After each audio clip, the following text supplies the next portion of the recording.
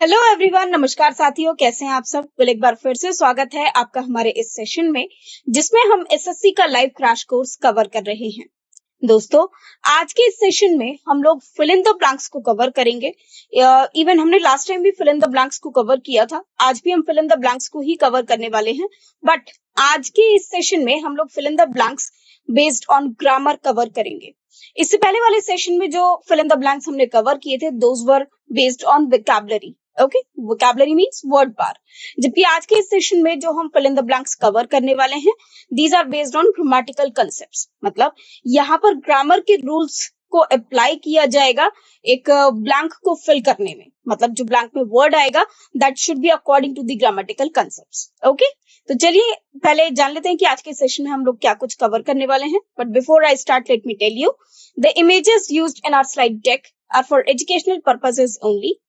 We respect the intellectual property rights of the original creators and owners of these images. If you are the owner of any of the images used in this deck and have any concerns or issues, please contact us at sathi@iit.ac.in and we shall remove the images.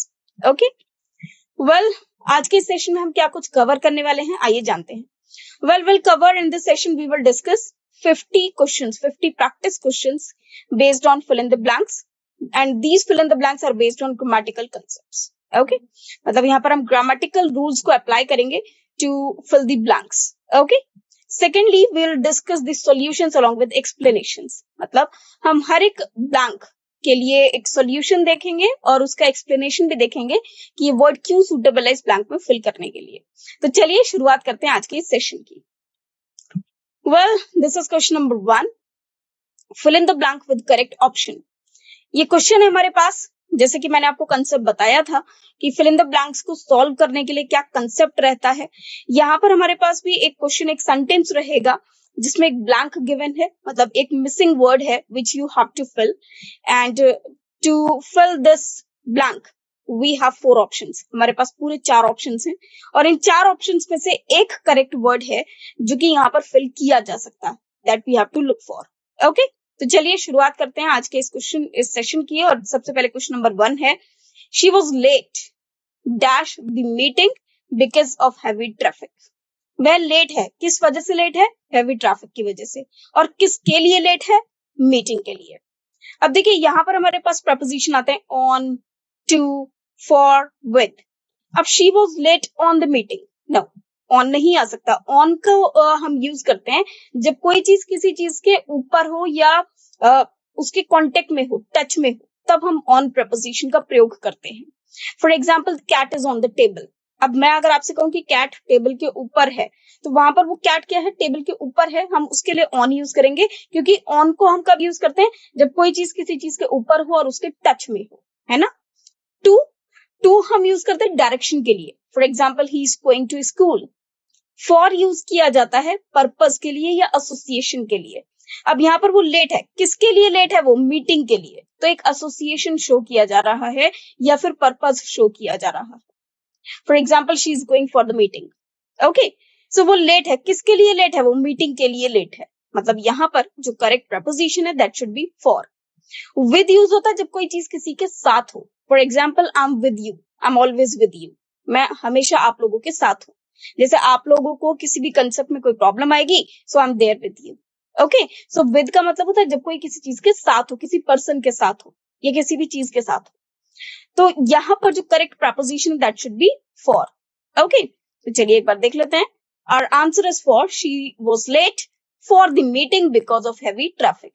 वह late थी meeting के लिए. वह meeting के लिए की sense किससे बनती है? फॉर से. वह मीटिंग के लिए लेट थी क्योंकि बहुत ज्यादा ट्रैफिक था. Because of heavy traffic. Heavy traffic की वजह से वह मीटिंग के लिए लेट थी. Explanation, for is the correct preposition to use as it shows purpose and association when talking about being late to an event or activity. In this context, you say someone is late for the meeting.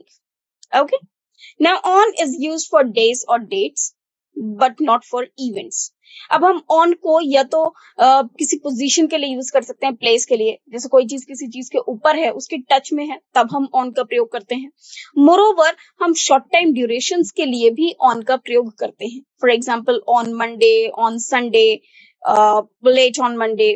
Okay, so अगर हम यहाँ per day की बात करते तब हम late का प्रयोग ऑन के साथ कर सकते थे, जैसे लेट ऑन मंडे, लेट ऑन 5th अगस्त। ओके, सो किसी डे या डेट के लिए हम लोग ऑन का प्रयोग करते हैं, ना कि किसी इवेंट के लिए।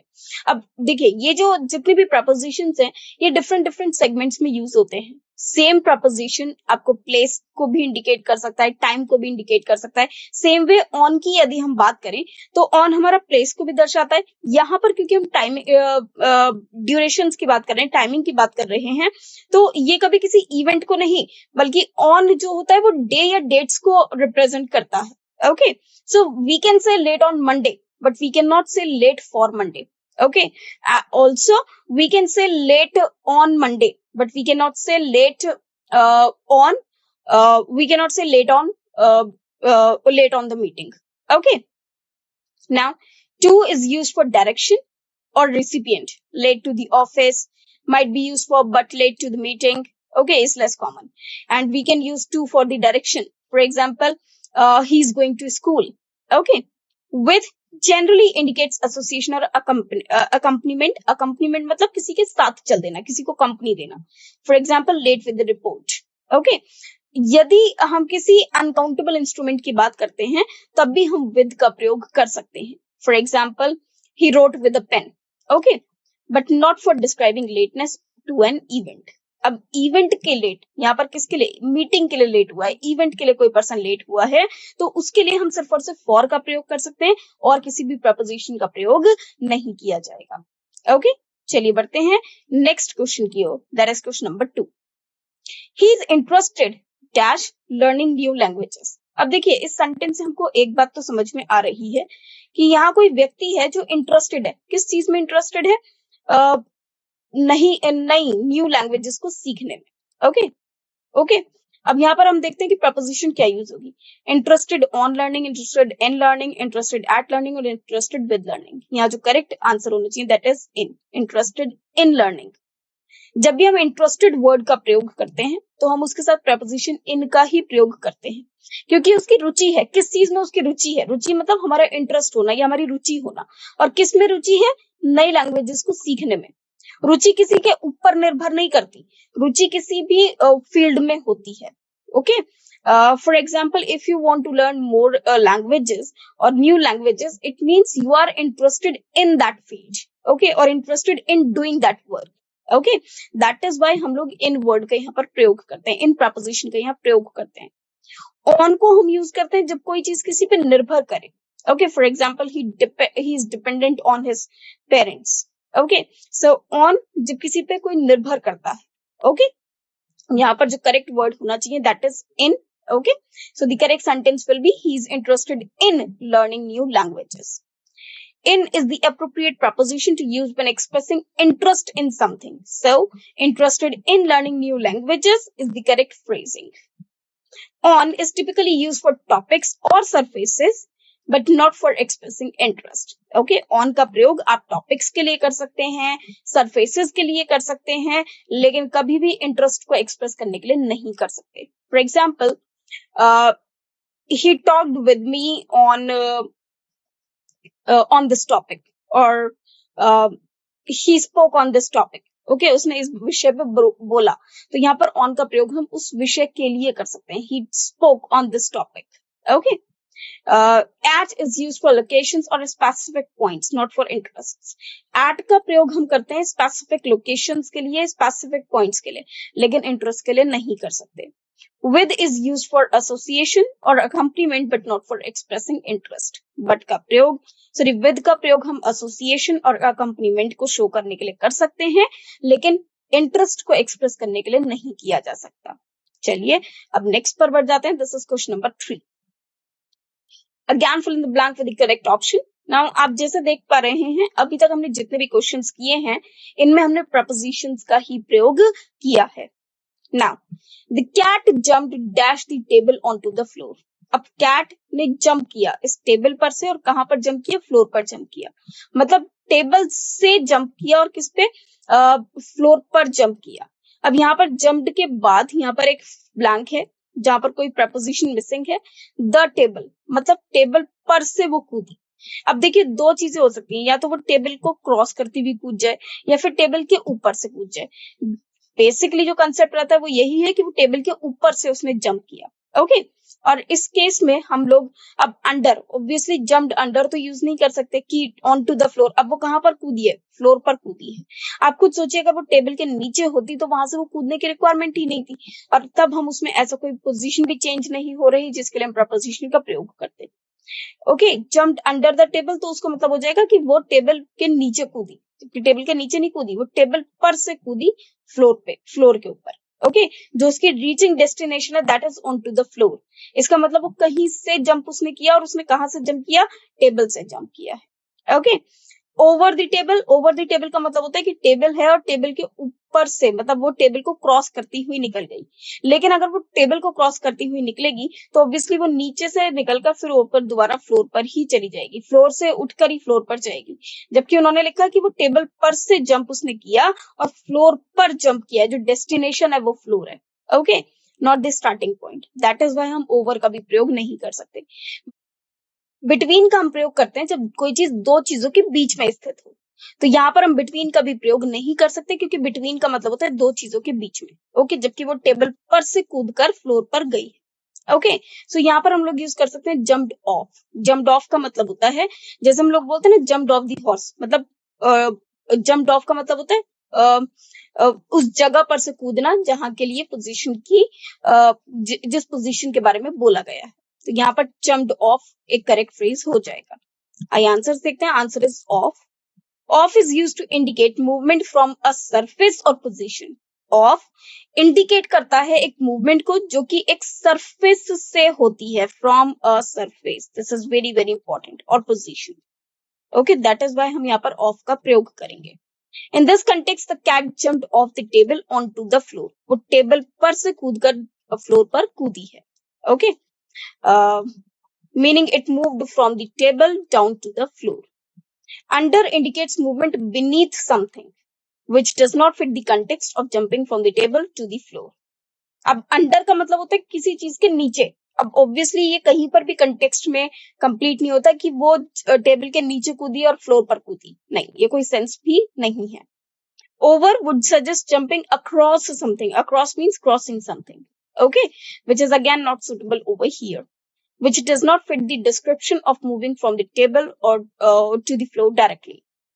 Between suggests movement involving 2 points or objects, which is not relevant here. क्योंकि यहाँ पर कोई दो पॉइंट्स के बीच में वो नहीं जंप किया उसने।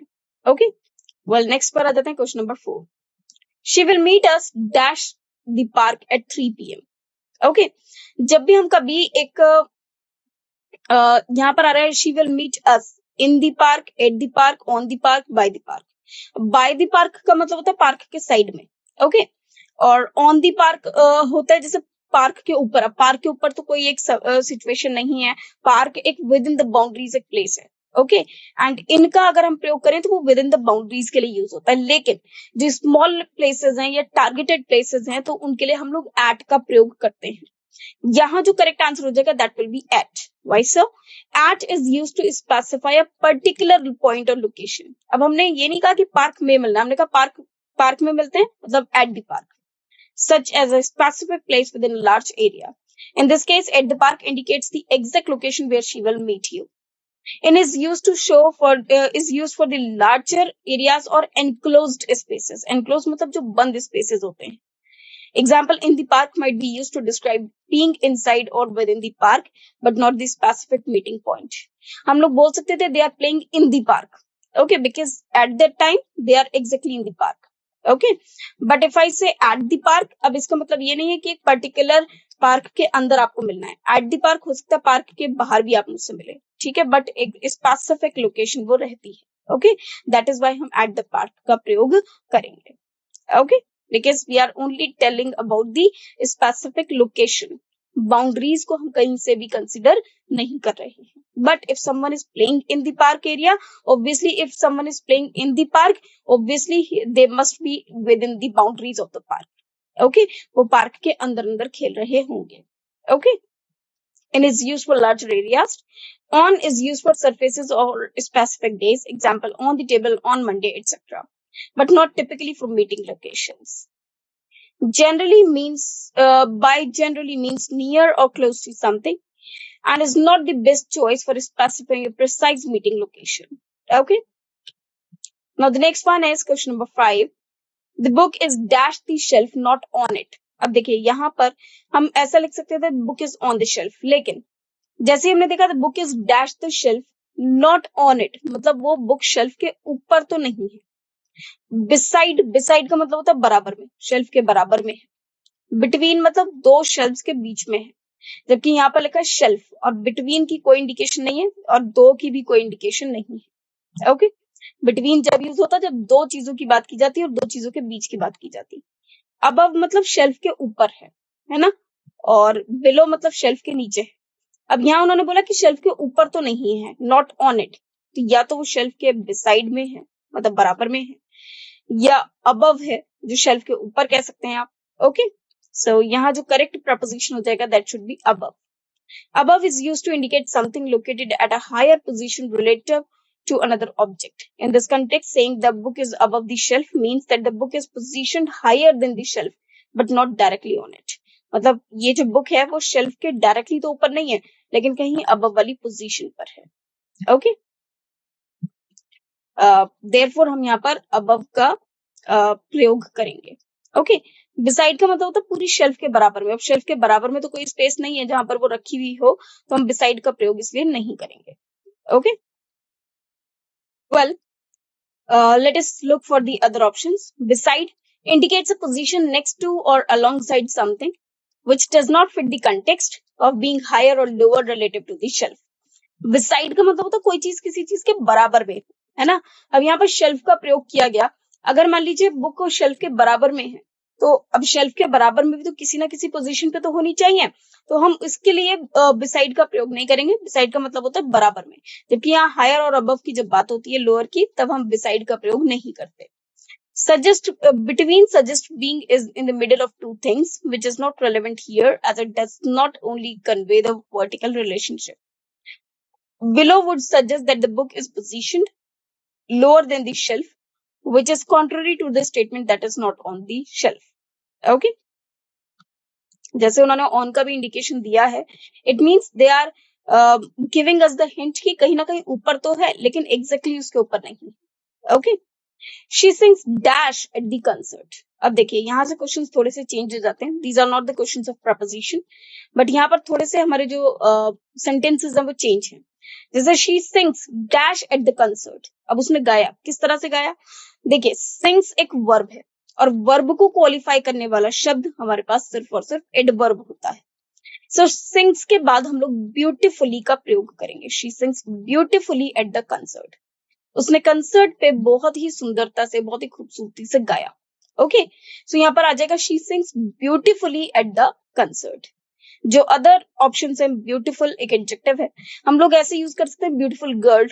ओके, बट सिंग्स के लिए हम लोग ब्यूटीफुली का प्रयोग नहीं कर सकते बिकॉज सिंग्स एक वर्ब है और वर्ब को क्वालिफाई करने के लिए we need an adverb.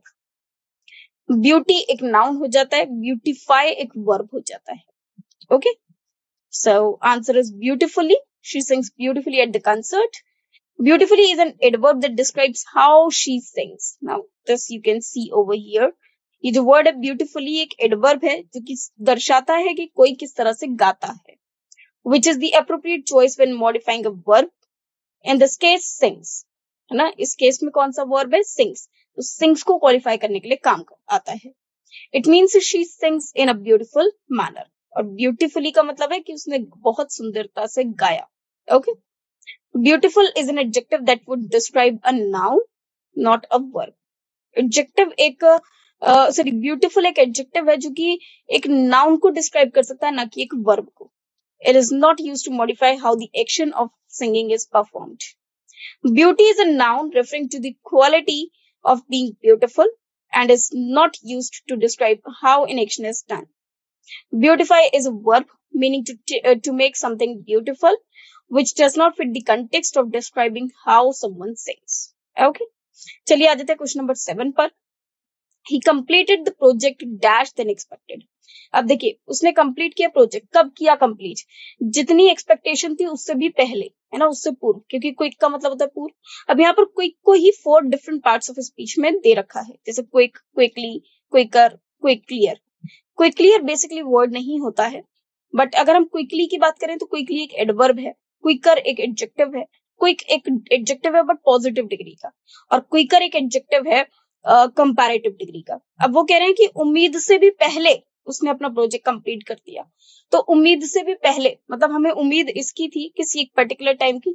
Suppose उम्मीद इस दिन की थी और उन्होंने कर दिया इसी दिन, तो जल्दी ही कर दिया, वक्त से पहले कर दिया. तो वक्त से पहले मतलब यहाँ पर एक कंपैरेटिव डिग्री का प्रयोग किया जाएगा. तो यहाँ आंसर आ जाएगा आपका quicker. He completed the project quicker than expected. Okay, quick than expected नहीं होगा, क्विकर देन एक्सपेक्टेड, क्योंकि जब हम किसी टाइम का कंपैरिजन करते हैं और कोई काम किसी वक्त से पहले हो जाए मतलब वो बेहतर है, और बेहतर के लिए हम हमेशा कंपैरेटिव डिग्री ऑफ एडजेक्टिव का ही प्रयोग करते हैं. ये जानते हैं क्यों? Quicker is the comparative form of the adjective, क्योंकि क्विकर क्या है? कंपैरेटिव फॉर्म ऑफ एडजेक्टिव है. किसका? क्विक का. Used to compare the speed of completing the project to what was expected. जो ये शब्द है ये कंपेयर करता है स्पीड में किसी चीज के कंप्लीशन की स्पीड, कि वो जो प्रोजेक्ट जितने की एक्सपेक्टेड थी, टाइमिंग का जो एक्सपेक्टेशन था उससे भी पहले हुई उन्होंने अपने कार्य को कर दिया. This is the appropriate choice for comparing how much faster the project was completed. और ये बिल्कुल अप्रोप्रिएट चॉइस है ये जताने के लिए या दर्शाने के लिए कि कितनी जल्दी उन्होंने अपने कार्य को पूर्ण किया. Quick is an adjective not suitable for comparing actions. Quick एक एडजेक्टिव है जो सिंपल एडजेक्टिव है पॉजिटिव डिग्री का, या सिंपल एडजेक्टिव है जिसको आप बेस फॉर्म ऑफ एडजेक्टिव कह सकते हैं, और ये कंपैरिजन के लिए यूज नहीं किया जा सकता. It would describe the manner of completion but not in a comparative sense. ये manner तो बता सकता है completion का, बट ये comparative sense में manner नहीं बता सकता. यहाँ पर उन्होंने एक टाइम से कंपेयर किया है कि उन्होंने उससे भी पहले कर दिया, तो यहाँ पर एक टाइम को कंपेयर किया गया है. ओके, प्रोजेक्ट कंप्लीशन के टाइम को और एक्सपेक्टेड टाइम, दोनों टाइम्स को आपस में कंपेयर किया गया है. दैट इज वाई यहाँ पर हम कंपैरेटिव डिग्री का प्रयोग करेंगे. Okay, quicklier is not a standard word in English. अब ये आपको याद रखना है कि क्विकलियर जैसा कोई भी वर्ड स्टैंडर्ड इंग्लिश में नहीं होता है. Okay, that is a wrong word. Quickly is an adverb describing how the project was completed but without comparison. Adverb अब जो quickly है वो basically एक adverb होता है जो कि verb को qualify करता है. But here we have to qualify the two times which are being compared. Okay, and time actually is a noun. Okay, चलिए अब आ जाते हैं नेक्स्ट क्वेश्चन पे. That is question number 8. The children played dash in the garden. अब children खेले, जो बच्चे हैं वो खेले, कहां पर खेले? गार्डन में. किस तरह से खेले? Happy, happily, happiness, happier. Again we need an adverb over here. जब भी कोई शब्द किसी वर्ब को क्वालिफाई करता है, किसी कार्य को क्वालिफाई करता है, किसी कार्य को डिस्क्राइब करता है, तो उस वर्ड को हम एडवर्ब के नाम से जानते हैं. यहाँ पर हैप्पी एक एडजेक्टिव है, हैप्पीली एक एडवर्ब है, हैप्पीनेस एक नाउन है, हैप्पियर एक एडजेक्टिव है कंपैरेटिव डिग्री का. जबकि यहाँ पर चिल्ड्रन प्लेड, वह खेले. कैसे खेले? बहुत खुशी से खेले. तो कहां पर खेले? वो गार्डन में खेले और बहुत ज्यादा खुशी से. ठीक है, तो यहाँ पर क्या आ जाएगा? Happily. Okay, to show the manner. Okay, और the children played happily, so it should be happily played. Okay, so happily is the correct choice. Is an adverb that describes how the children played. It modifies the verb played by indicating the manner in which the playing occurred. Happy is an adjective that describes a noun, not a verb. It would describe the state of being of the children, but not how they played. Happiness is a noun that refers to the state of being happy and does not describe how the action of playing was performed. Happier is the comparative form of the adjective happy and would be used for comparisons but not to describe how an action is done. Next is question number 9. अब आ जाते हैं हम question number 9 पर. He was dashed to finish the marathon. वो बिल्कुल क्या था, determination था, डिटरमाइन था, डिटरमिन्ड था और डिटरमाइनिंग। अगेन यहाँ पर ग्रामेटिकल कंसेप्ट यूज होता है। Determination is a noun, okay, ये एक नाउन है। अब ही वॉज, यहाँ पर वॉज आ रहा है, तो ये सेंटेंस एक तरह से पैसिव वॉइस में है। यहाँ पर हम लोग या तो वर्ब की आईएनजी फॉर्म का प्रयोग कर सकते हैं, ठीक है, या फिर हम यहाँ पर वर्ब की थर्ड फॉर्म का प्रयोग कर सकते हैं। अब ही वॉज डिटरमाइनिंग, तो ये थोड़ा सा डिफरेंट हो जाता है क्योंकि यहाँ पर ये सेंटेंस पैसिव वॉइस में, ओके। अगर मैं डिटरमाइनिंग यूज करती हूँ तो डिटरमाइनिंग एक कंटिन्यूअस फॉर्म का वर्ब दिखा रहा है, जबकि हम यहाँ पर कह सकते हैं कि वह बहुत ज्यादा डिटरमिन्ड है अपने मैराथन को फिनिश करने के लिए, मतलब जिसने एक तरह से कहते हैं ना दृढ़ संकल्प ले रखा है ना, तो वो डिटरमिन्ड है। तो यहाँ पर जो करेक्ट आंसर हो जाएगा that should be C, determined, okay. Determined is an adjective that describes a state of being resolved or committed. In this context, it means he was resolute or had a strong will to finish the marathon. Determination is a noun that refers to the quality of being determined, but does not fit grammatically in the sentence as it needs an adjective to describe he. Determine is a verb which is appropriate here as the sentence requires an adjective to describe the subject's state. Then determining is the present participle form of the verb determine and is not suitable for describing a state of being in this context. Okay? चलिए अब आ जाते हैं question number 10 पर। She spoke to me dash about the changes. अब फिर से देखिए, फिर से वही बात आ जाती है, she spoke to me. Spoke is again a verb. जब स्पोक एक वर्ब है तो वर्ब को डिस्क्राइब करने वाला वर्ड एक एडवर्ब होना चाहिए and that is angrily, okay. So here the answer will be A, okay, answer यहाँ पर हो जाएगा A. Angrily is an adverb that describes the manner in which she spoke. Angrily एक डिस्क्राइब करता है एक मैनर को, एक तरीके को, जिस तरह से उसने बोला, उसके बोलने का क्या तरीका है, उसका बोलने का क्या मैनर है, एंग्रीली उस शब्द को डिस्क्राइब करता है। It modifies the verb spoke. ये spoke verb को modify करता है to indicate that the way she expressed herself was with anger. Anger is a noun referring to emotion itself. If itself not how the action of speaking is performed. Anger खुद एक emotion को describe करता है, refer करता है, ना कि ये किसी speaking के manner को दर्शाता है। तो यहाँ पर जो correct word होगा that should be an adverb that is angrily. Angry is an adjective describing a state or feeling but does not describe how an action is done. And angerly is not a standard word in English. So ये जो word है ये exist ही नहीं करता है। Next पर आ जाते हैं, that is question number 11. The cake was dash and everyone enjoyed. So देखिए केक के बारे में बात हो रही है, केक कैसा था। अब केक एक नाउन है, नाउन को डिस्क्राइब करने के लिए we need an adjective. Okay, so cake कैसा था, केक डिलीशियस था। ओके, सो यहाँ पर डिलीशियस के ही various parts of speech given है। डिलीशियस एक एडजेक्टिव हो जाता है, डिलीशियसली एक एडवर्ब हो सकता है, डिलीशियसनेस एक नाउन हो सकता है एंड डिलीशियसलीनेस ये कोई भी वर्ड नहीं होता। ओके, सो हमारा जो करेक्ट आंसर हो जाएगा that should B A, delicious. Delicious is an adjective that describes the cake which is a noun indicating that it had a great taste. That is why everyone enjoyed it. Deliciously is an adverb and would describe how something is done, कि किस तरह से किसी कार्य को किया गया है, but it's not suitable here because the sentence needs an adjective to describe the cake itself. Okay, like क्योंकि एक जो sentence की requirement है, they need an adjective ताकि वो जो adjective आएगा वो केक को describe कर सके। Therefore, delicious cake is the correct phrase. Deliciousness is a noun that refers to the quality of being delicious, but it does not fit grammatically in the sentence as the adjective is not needed. Sorry, as the adjective is needed and the noun is not needed. Deliciousness is not a standard word in English. Okay, so चलिए अब आगे बढ़ते हैं next question पे। This is question number 12. She wore a dash dress to the party. Now dress एक noun है, noun को qualify करने वाला जो word है that should be an adjective. So she wore a beautiful dress to the party. Beautifully किसी कार्य को करने का मैनर है, ब्यूटी एक वर्ब हो जाता है, सॉरी एक नाउन हो जाता है। For example her beauty was unmatched. Okay, so beauty मतलब उसकी सुंदरता, खूबसूरती। ब्यूटिफाई किसी को सुंदर करना, जो एक वर्ब है, Okay, so यहाँ जो suitable option होगा that is beautiful, because we need an adjective to qualify the noun dress. Okay, dress एक noun है और उसे qualify करने के लिए we need an adjective that is beautiful. Beautiful is an adjective that describes the noun dress, indicating that the dress was aesthetically pleasing. Beautifully is an adverb that describes how an action is performed, not how an object is characterized.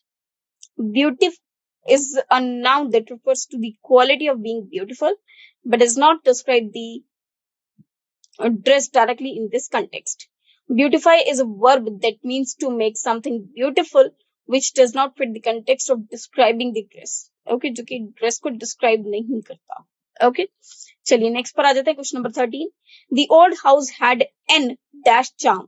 अब जहां पर भी N आ रहा है, N एक ऐसा article है जिसके बाद कोई भी वर्ड जो बिगिन होता है that should begin with a wall sound.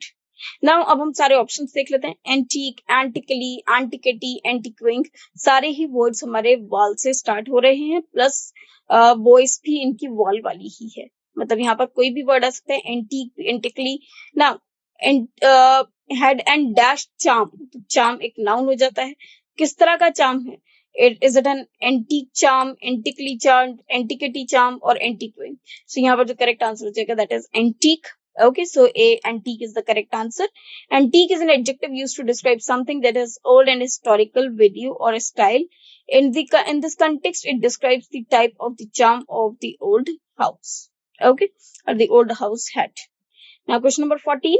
Her performance was the dash of all the participants. सारे participants में उसकी जो performance थी वो best थी. So was the best. जब भी हम कभी एक का comparison बाकी सबसे करते हैं, उस केस में हम superlative degree of adjective का प्रयोग करते हैं और उससे पहले हमेशा the का प्रयोग होना जरूरी है. तो यहाँ आंसर हो जाता है हमारा best. Okay, so the correct sentence will be her performance was the best of all the participants. Okay, explanation. Best is a superlative form of good and is used to indicate the highest degree of quality among all participants. In this context, it means her performance was superior to all others. Okay, better is a comparative form of good and is used to compare two items or people, on not to indicate the highest degree among more than two members. Well is an adverb describing how an action is performed, but it does not fit here as the sentence requires an adjective to describe the performance. So, for example, what kind of performance is it? Good is an adjective but does not indicate the highest quality among all participants. Okay, that is why हम लोग good का प्रयोग करेंगे. Okay, देखिए अब next fill in the blank आ जाता है. This is question number 15. The dash cat slept all day on the couch. अब काउच मतलब इस तरह से सोफे पर. अब कैट एक नाउन है. नाउन को क्वालिफाई करने के लिए हमें एक एडजेक्टिव की रिक्वायरमेंट होती है. तो यहाँ पर हम लिखा है स्लीपी, स्लीपीली, स्लीप, स्लीपीनेस. स्लीपीनेस और स्लीपीली वर्ड यहाँ पर सुटेबल नहीं है. स्लीप एक वर्ब हो जाता है तो हम स्लीप कैट यूज नहीं कर सकते. ओके, हम लोग स्लेप्ट कैट यूज कर सकते थे, नॉट स्लीप.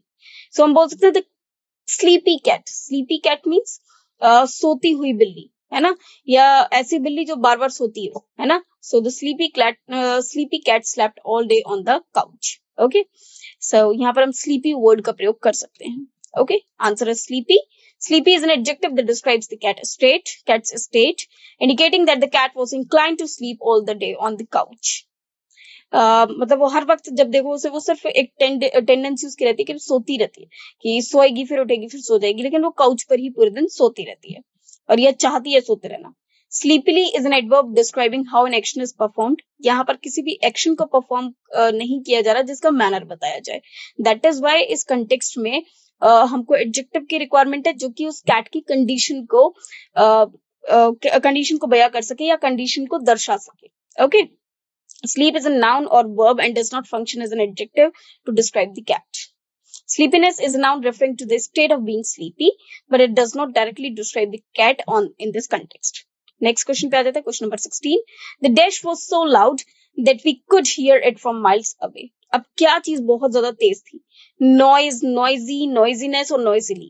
तो यहाँ पर जो करेक्ट आंसर हो जाएगा that is noise, because यहाँ पर हमको noun की रिक्वायरमेंट है. So the noise voice was so loud. So here the correct answer is noise. Noise is a noun that refers to the sound itself. Noun noise एक noun है जिसका अर्थ ही होता है जो आवाज है, और आवाज ही लाउड हो सकती है. लाउड इज एन एडजेक्टिव जो कि डिस्क्राइब कर रहा है नॉइज को. In this context, it is the subject of the sentence and indicates what was loud. और ये indicate कर रहा है कि तेज क्या था, तेज आवाज थी. Noisy is an adjective that describes something that produces a lot noise or a lot of noise. Okay. For example, noisy horn. Okay. It would describe the source of the noise, but not the actual sound. Okay. ये source को तो दर्शाएगा कि इस sound का source क्या है, लेकिन वो ये नहीं बताएगा कि sound कितनी loud है. Okay. Noisiness is a noun referring to the quality or state of being noisy, which does not fit the sentence as it describes the sound directly. Noisily is an adverb that describes how an action is performed, not the sound itself. Next is question number 17. She has a beautiful dash in her living room. So, beautiful एक adjective हो जाता है. इसके बाद हमें एक noun की requirement है. तो beautiful, flower, flowery, flowering and flower. So, obviously it should be a flower. Okay. So, the correct answer is flower is a noun that fits the context as something that can be beautiful and placed in a living room. In this sentence, it is the object that is described as the beautiful. Okay, as the beautiful substance. Flowery is an adjective that describes something as having a lot of flowers or a floral pattern. Flowery का मतलब होता है, ये flowery का meaning होता है कोई एक ऐसी चीज जिसके पास बहुत सारे flowers हों. Okay, this is a flowery dress. Okay, but it does not fit the context of a specific item in the living room. Flowering is the present participle of or adjective that describes the process of producing flowers, but it is not appropriate here to describe a specific object. Flowering का मतलब होता है फूलों को लगाना, है ना, ना कि वो किसी एक फ्लावर को या लिविंग रूम को डिस्क्राइब करते हैं. Flow is a noun or verb referring to the movement of something, not suitable for describing an item in the living room. Okay, that is why हम flow का use करते हैं जिसका मतलब होता है बहना. Okay, for example, the water flows. For example, water flows. The dash of the company will be held next week. So, meeting, meet, meets और met. Meet, meets, met. ये तीनों verb हैं. जबकि हमें यहाँ पर एक noun की requirement है. क्या चीज? The meeting of the company will be held next week. So, यहाँ जो correct answer हो जाएगा that is A. That is meeting. Meeting is a noun that refers to formal gathering or assembly of people, which fits the context of something scheduled to happen next week. Meet is a verb meaning to come after, which does not fit the context as the sentence needs a noun.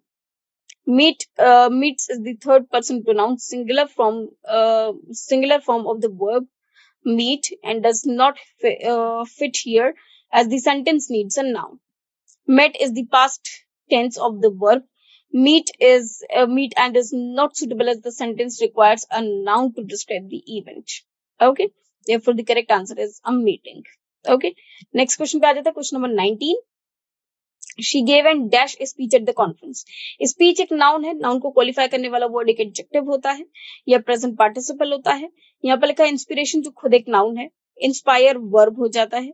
Okay, inspired एक past participle का adjective है. यहाँ जो आएगा वो किस तरह की स्पीचिंग है, किस तरह की स्पीच है, that is an inspiring speech. Inspiring मतलब लोगों को इंस्पायर करने वाली. ओके, सो यहाँ जो करेक्ट आंसर हो जाएगा that is inspiring. Inspiring is an adjective that describes the speech as having the ability to move और encourage others. Okay, inspiration is a noun that refers to the source of motivation or the act of inspiring, the quality of speech itself.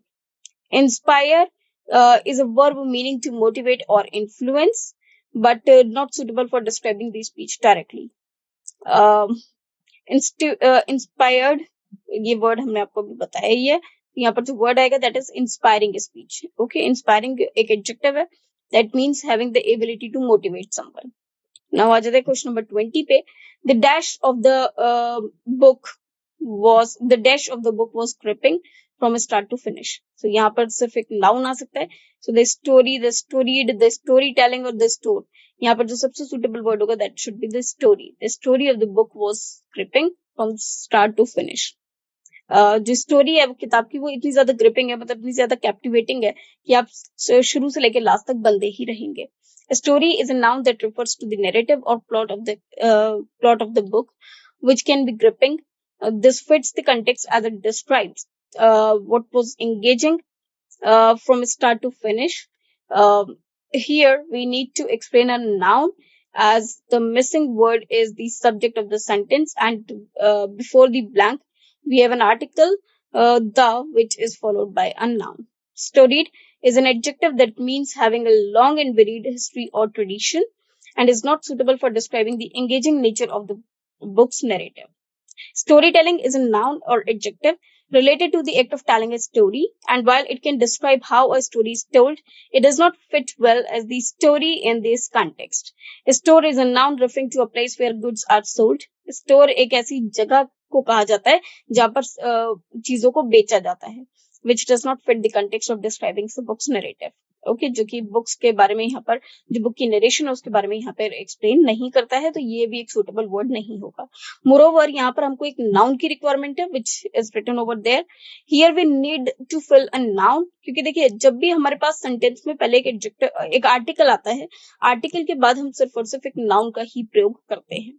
The missing word is the subject of the sentence. एक तो ये subject भी है sentence का, of से भी इसको relate किया गया है, मतलब यहाँ पर we need a noun. Okay, और नाउन क्या होना चाहिए यहाँ पर हमारा? स्टोरी होना चाहिए. ओके, चलिए आगे बढ़ते हैं नेक्स्ट क्वेश्चन पे. That is question number 21. Maria said she would help us if dash needed it. If we needed it, if ours needed it, us or ours. Are. देखिए ours एक possessive case है, possessive pronoun है. Us एक objective case है, जबकि are एक possessive case है. Maria said that she would help us. Maria ने कहा कि वो हमको help करेगी अगर हमको उसकी जरूरत होगी. Needed एक verb है और वर्ब मतलब कार्य किया है, तो कार्य कौन करता है? कार्य करने वाले व्यक्ति को हम लोग सब्जेक्ट के नाम से जानते हैं. मतलब जो भी हम यहाँ पर लिखेंगे that should be the subject of the sentence. और यदि ये सब्जेक्ट है तो ये कार्य को कर रहा है, और कार्य को करने वाले व्यक्ति को सब्जेक्ट कहा जाता है, और सब्जेक्ट को हमेशा उसके नॉमिनेटिव केस में लिखा जाता है. दैट इज वाई हम यहाँ पर वी का प्रयोग करेंगे. So Maria said she would help us if we needed it. उसने मारिया ने कहा कि वो हमारी मदद करेगी अगर हमको चाहिए होगी. ओके, नेक्स्ट, ये चाहिए होती. We is the correct choice as it is the subject pronoun that fits the conditional structure of the sentence. It should be if we needed it, because we is the subject of the verb that is needed. Us is an appropriate is an object pronoun and would not be appropriate as the subject of the verb needed.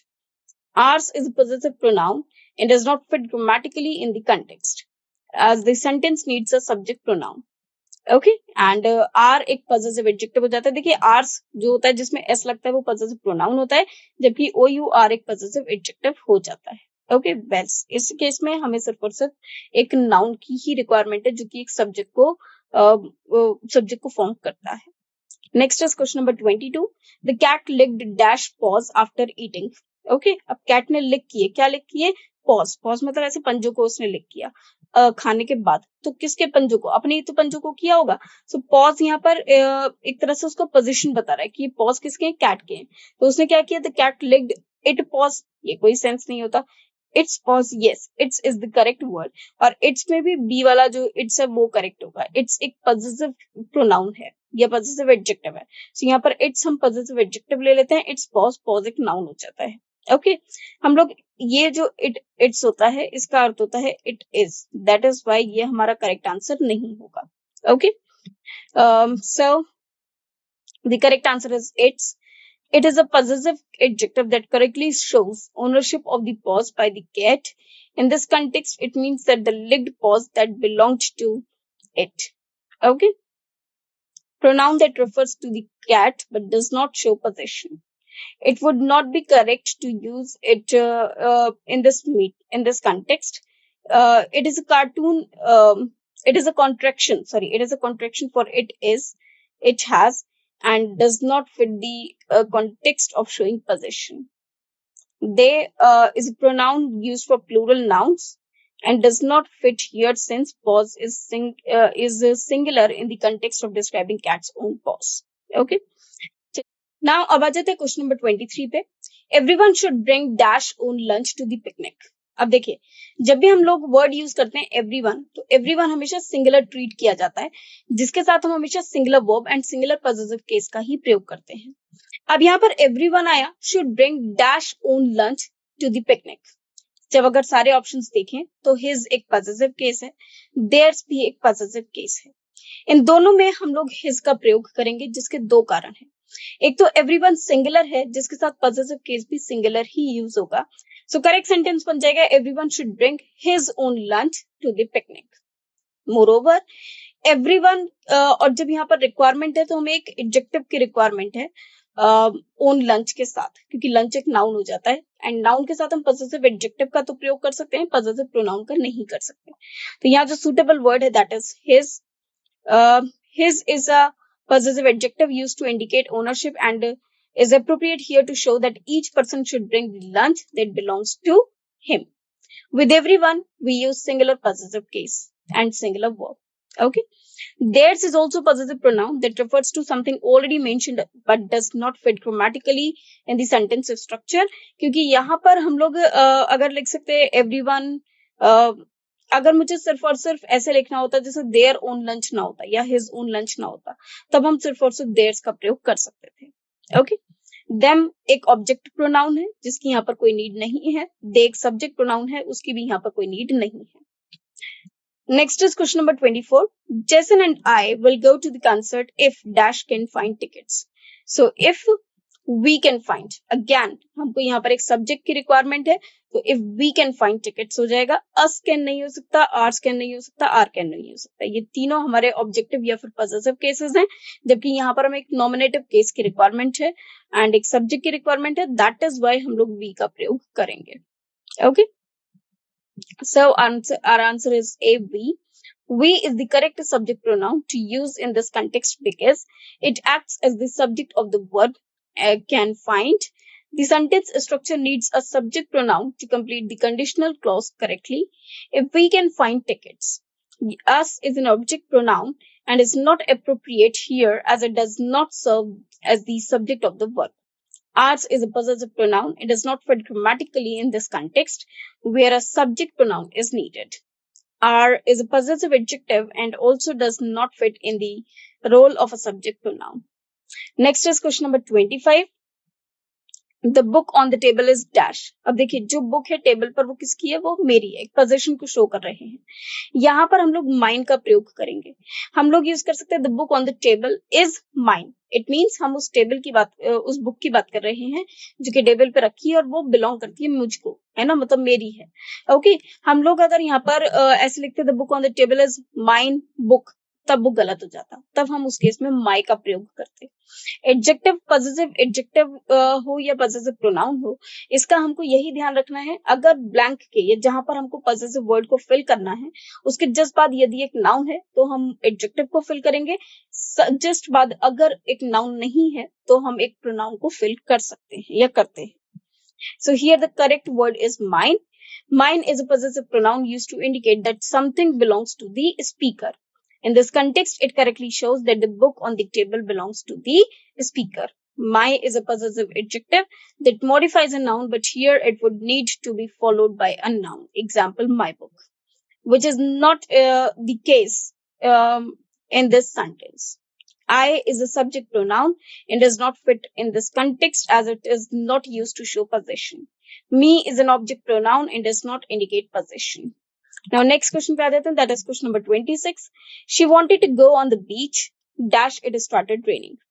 देखिए, अब यहाँ पर एक contraction show हो रहा है कि वो बीच पर जाना तो चाहती थी लेकिन बारिश हो गई। तो इस कॉन्ट्रैक्शन, इस कॉन्ट्राडिक्शन को शो करने के लिए हम लोग बट का प्रयोग करेंगे। Okay, so she wanted to go to the beach, उसकी इच्छा थी कि वो कहाँ पर जाए, बीच पे। फिर बारिश हो गई। अब अगर बारिश होने लगी तो ऑब्वियसली वो नहीं जा पाई होगी, कॉन्ट्राडिक्शन को शो कर रहा है। सो यहाँ पर जो करेक्ट आंसर हो जाएगा that is but. But is used to introduce the contrast और एक्सेप्शन। ओके, कॉन्ट्रास्ट को या फिर एक्सेप्शन को शो करने के लिए बट को प्रयोग में लाया जाता है। In this context, it indicates that although she wanted to go to the beach, the fact that it started raining prevented or altered her plans. ये जो फैक्ट है कि started raining या prevented वो बारिश से उन्होंने बचा लिया उसको या उसके प्लान्स को अल्टर कर दिया। So is used to indicate cause and effect. So का प्रयोग हम करते हैं cause and effect को दर्शाने के लिए, meaning that if she wanted to go to the beach and it started raining, so would imply the rain was reason for her warning, which is not correct here. Okay. Or is used to prevent an alternative or choice, which does not fit the context of expressing a contrast. और का प्रयोग हम लोग एक contrast को show करने के लिए करते हैं। ओके, सॉरी, और का प्रयोग हम एक चॉइस को शो करने के लिए, जैसे you can take either this way और दैट वे। ओके, सो एक चॉइस के लिए हम लोग और का प्रयोग करते हैं। Because is used to explain the reason behind an action, but it does not fit with the idea of presenting a contrast situation.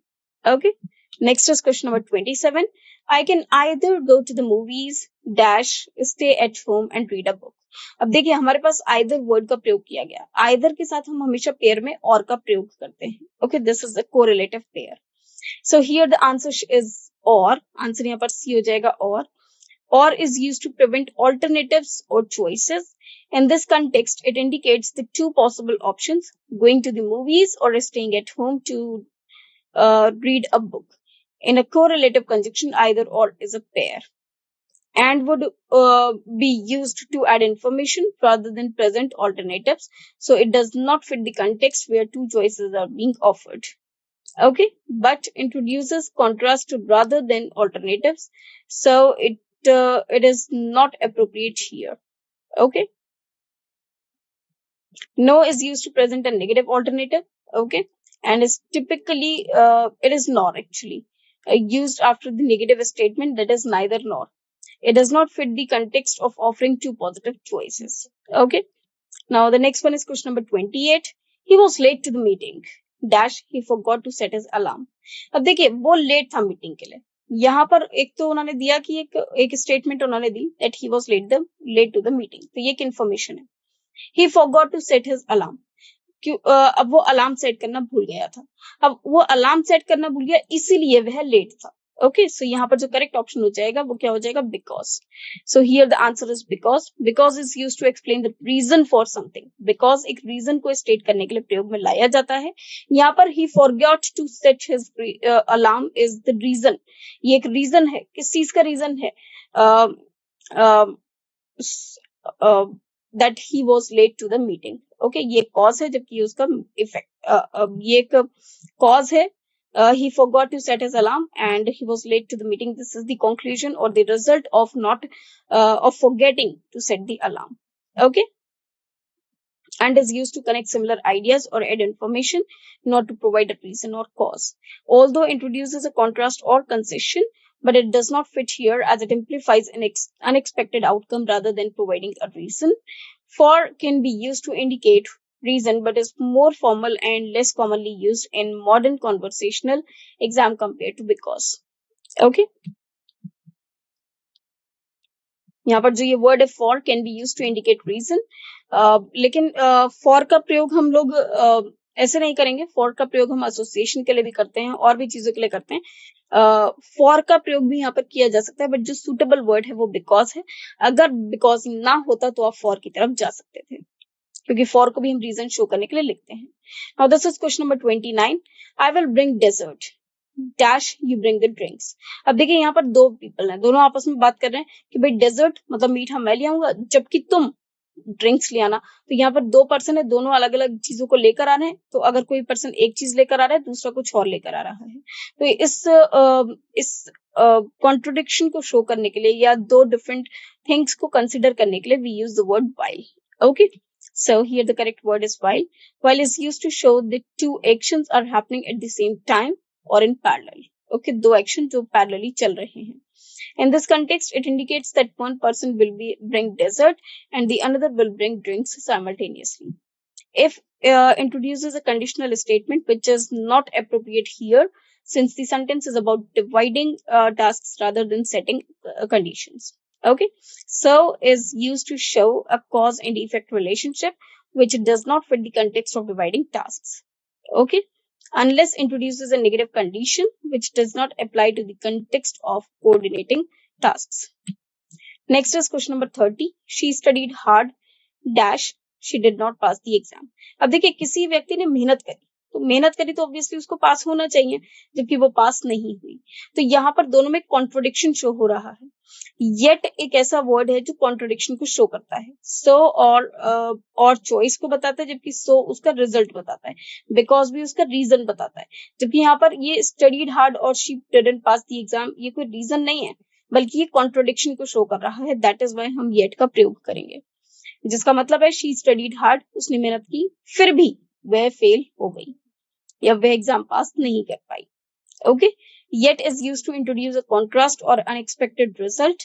If in this context it indicates that describe her hard work, she did not pass the exam, which is an announced outcome.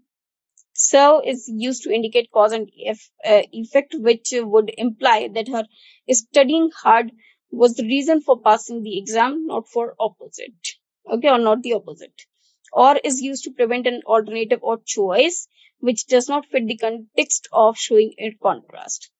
Because introduces a reason why, which would suggest that her not passing the exam was a direct result of her studying hard, but the context indicates an unexpected outcomes that rather than a reason.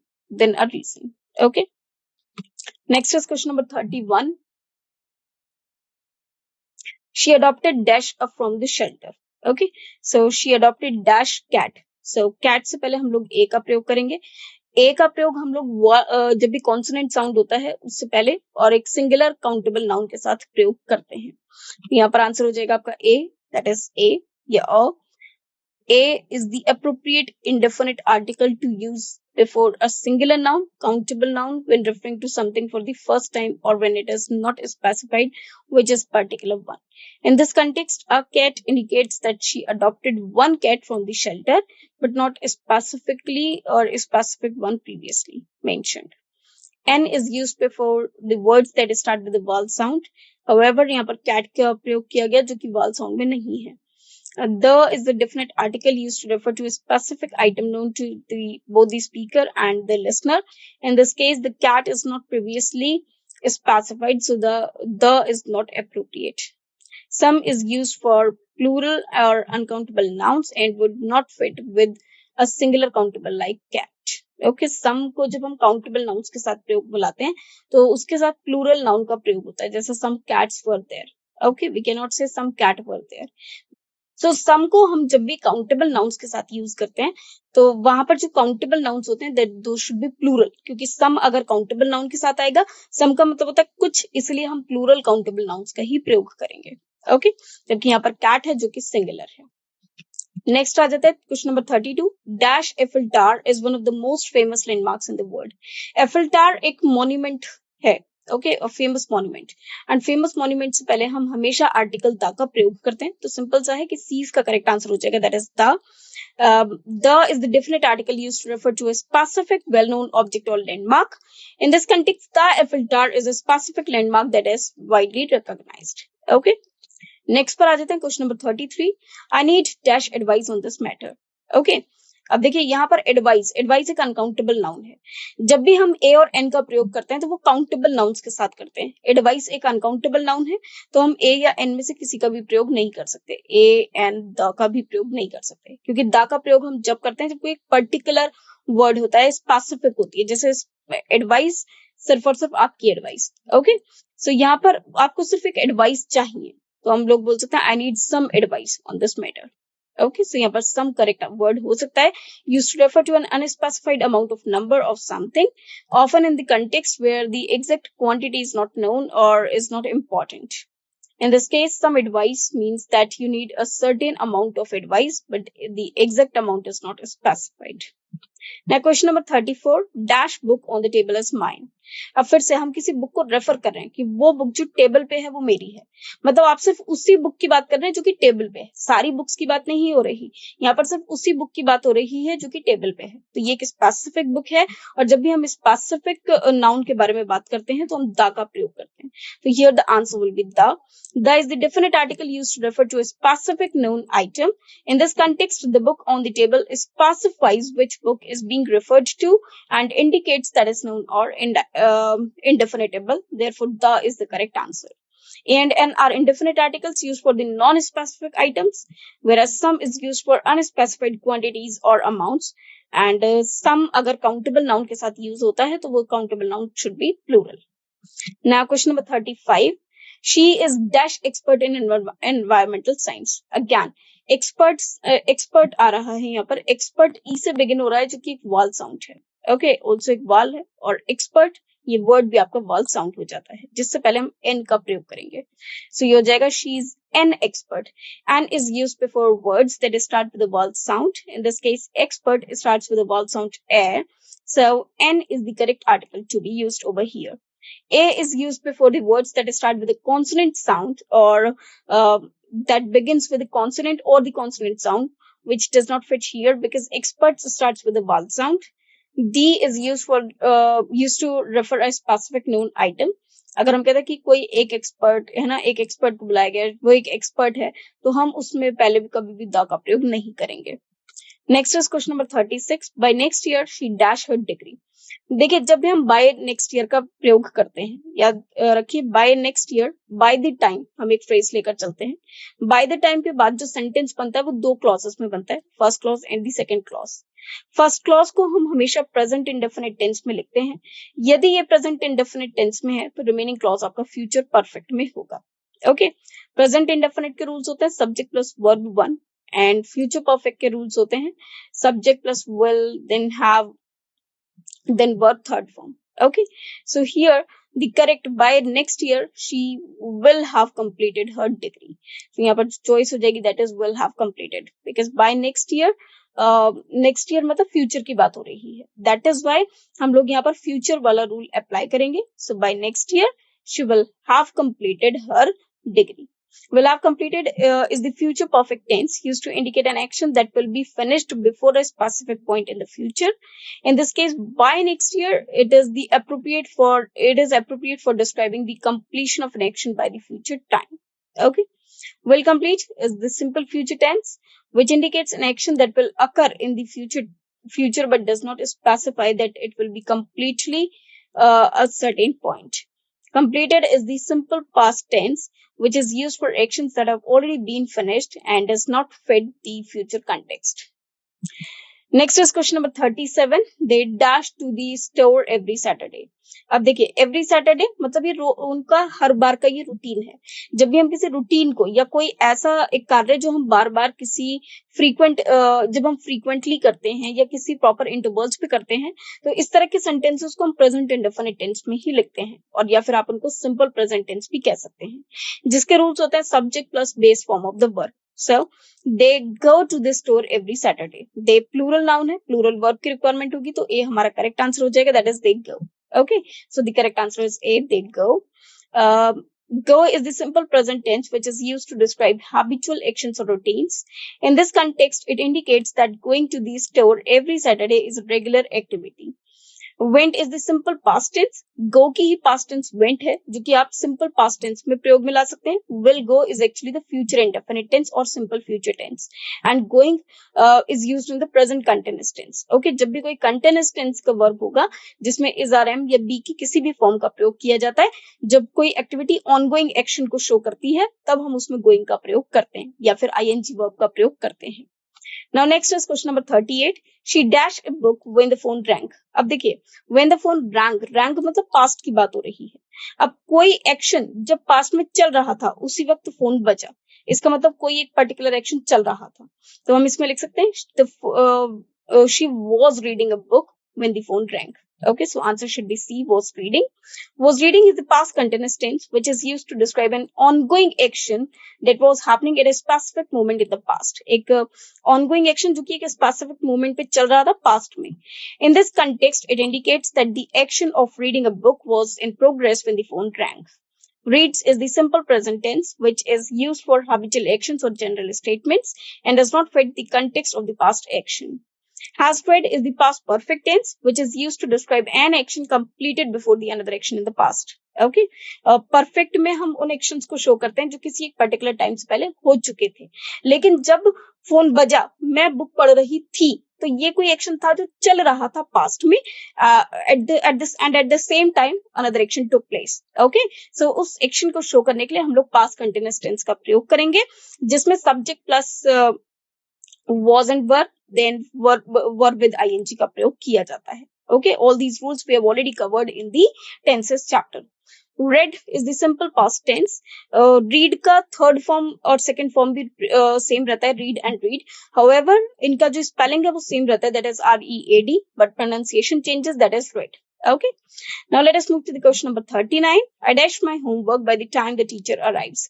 By the time का rule अभी हमने पढ़ा है. जब भी हम by the time का प्रयोग करते हैं तो by the time के बाद हम दो clauses में sentence बनाते हैं. First clause is written in. By the time के just बाद वाला clause जो होता है वो present indefinite tense में लिखा जाता है.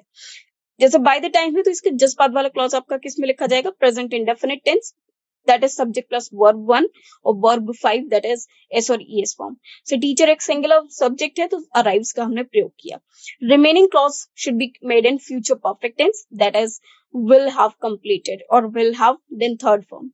So यहाँ पर हमने will have and then verb की third form का प्रयोग किया, that is will have finished. Okay, और other options are finish, finished, will finish or will have finished. So यहाँ पर ये will have finished is the perfect tense which should be used over here. Will have finished is the future perfect tense which is used to describe an action that will be completed before a specific point in the future. Okay, जब तक teacher आएंगी, by the time का मतलब होता है जब तक teacher आती हैं मेरा होमवर्क हो चुका होगा. तो ये कब हो चुका होगा? फ्यूचर में, एक पर्टिकुलर टाइम, एक पॉइंट ऑफ टाइम से पहले हो चुका होगा फ्यूचर में. In this case it indicates that the homework will be completed before the teacher arrives. Okay, finish एक सिंपल फ्यूचर टेंस को यूज हो सकता है, विल फिनिश. एंड फिनिश हमारा सिंपल प्रेजेंट टेंस है, फिनिश्ड हमारा सिंपल पास्ट टेंस है, मतलब वर्ब की सेकंड फॉर्म है. नेक्स्ट आ जाते हैं क्वेश्चन नंबर 40 पे. ही dash his keys last night. Last night मतलब पास्ट की बात हो रही है. जब भी हम पास्ट के किसी एक्शन को डिस्क्राइब करते हैं जो पास्ट में हुआ था, उसके लिए हम पास्ट सिंपल टेंस का प्रयोग करते हैं. इसका मतलब है सब्जेक्ट के साथ वर्ब की सेकंड फॉर्म का. सो यहाँ पर लॉस्ट वर्ड का प्रयोग होगा. So answer आएगा he lost his keys last night. Okay, lost is the simple past tense which is used to describe an action that happened and was completed in the past.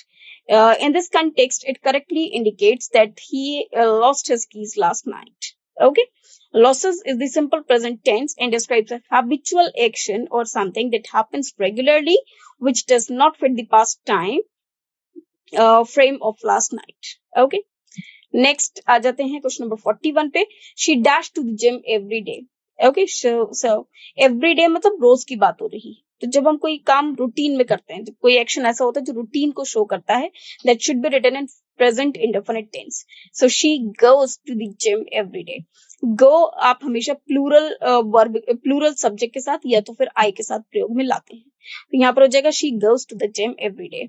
Goes is the simple present tense which is used to describe habitual actions or routines.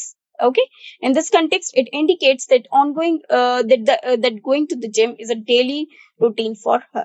Okay, go is the base form of the verb and does not fit the subject she in the sentence structure because go एक base form of verb है जो कि singular subject नहीं बल्कि plural subject या फिर I के साथ प्रयोग में लाई जाती है. तो went एक past simple tense हो जाता है, वर्ब की सेकंड फॉर्म है. will go फ्यूचर में यूज होता है. will एक मोडाल है जो सिर्फ और सिर्फ फ्यूचर टेंस में यूज हो सकता है. I dashed my friend at the cafe yesterday. Yesterday past को शो कर रहा है, so met, meet की सेकंड फॉर्म met का प्रयोग करेंगे जो कि पास्ट सिंपल टेंस है. So I met my friend at the cafe yesterday. Is the simple past tense of the verb meet and it is used to describe an action that was completed in the past. In this context, it indicates that you encountered your friend at the cafe yesterday. Okay, next पर आ जाते हैं. They dashed their house by the end of this year. Okay, so देखिए by the end of this year, और ये बात किसकी कर रहे हैं कि वो इस साल के अंत तक ये कार्य कर देंगे। इस साल के अंत तक मतलब ये कार्य अभी तक हुआ नहीं है, होगा फ्यूचर में। ओके, जब तक इस साल का जो भी प्रेजेंट ईयर चल रहा है उसका एंड जब तक आएगा, एंड इस ईयर का जो एंड है वो बाद में आएगा, अभी तो नहीं आया है, and that is not the past, वो फ्यूचर है। ओके, सो फ्यूचर में जो बाय द टाइम वाला फ्यूचर वाला रूल है उसी को हम यहाँ अप्लाई करेंगे। So they will sell their house by the end of this year. Okay, और they will have sold. Okay, they will have sold. देखिए अगर हम अकॉर्डिंग टू ऑप्शन चले तो by the end of this year हमको यहाँ पर future perfect tense का प्रयोग करना चाहिए था, लेकिन किसी भी ऑप्शन में ऐसा नहीं है, तो हम इसमें सिंपल यूज कर सकते हैं phrase they will sell their house by the end of this year. Okay, Now question number 44, by the time we arrived the concert dash already started। अब फिर से यहाँ पर by the time का प्रयोग हुआ है। by the time को अभी तक हमने future और present tense के context में यूज किया था। by the time का प्रयोग हम past indefinite और past perfect के लिए भी यूज करते हैं। by the time के just बाद यदि past indefinite tense आता है तो remaining sentence past perfect tense में बनता है। by the time अगर past की बात को दर्शाता है तो past indefinite मतलब simple past tense का प्रयोग करते हैं जिसमें subject के साथ verb की second form आती है, और past perfect मतलब subject then had and then verb third form। Explanation, had is used in the past perfect tense to describe an action that was completed before another action in the past. In this context, had started indicates that the concert had already begun by the time you arrived। Okay, has is the present perfect tense, will have is the future perfect tense, and will is the simple future tense। अब already started मतलब past की बात हो रही है, that is why हम जो remaining sentence है वो भी आपका past perfect tense में ही cover करेंगे। So by the time we arrived is the past indefinite tense, the concert had already started shows the past perfect tense, and the rules of past perfect tense are subject plus had plus verb third form। Okay, now the next one is question number 45। She dashed the report when her computer crashed। So she was writing, अब देखिए computer crashed मतलब past की बात हो रही है, तो जो भी एक्टिविटी चल रही थी वो कब हुई थी, past में। So she was writing the report when her computer crashed।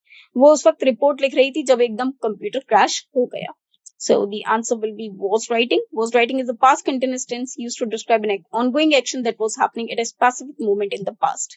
In this context, it indicates that the action of writing the report was in progress when her computer crashed। Okay, that is why यहाँ पर हम was writing का प्रयोग करेंगे। Now the next one is question number 46। By the time you arrive, I dash my work। अब ये फिर से by the time you arrive is the present indefinite tense, so remaining will be in the future perfect tense। So I will have finished। Okay, future perfect tense के जो rules होते हैं that is subject plus will have then verb third form। So will have finished in the future perfect tense used to describe an action that will be completed before a specific point in the future। In this context, it indicates that by the time you arrive, the work will be completed। Finish is the simple future tense which does not specify the completion of the action by a certain future time। Finished is the simple past tense which describes an action that was completed in the past and does not fit the future context here। Will finish is the simple future tense which indicates that the work will be done but does not emphasize that it will be completed by the time you arrive। Then question number 47, she dashed the store yesterday। So yesterday की बात हो रही है मतलब past time की, so हम लिख सकते हैं she went to the store yesterday। Okay, so the correct answer will be went।